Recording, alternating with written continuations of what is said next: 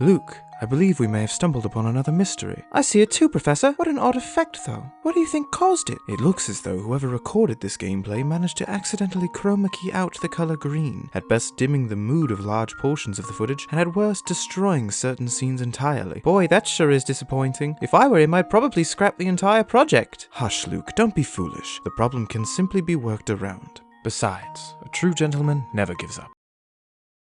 Okay, geez, I need to stop before I accidentally write myself a pep talk in the form of Professor Layton fanfiction.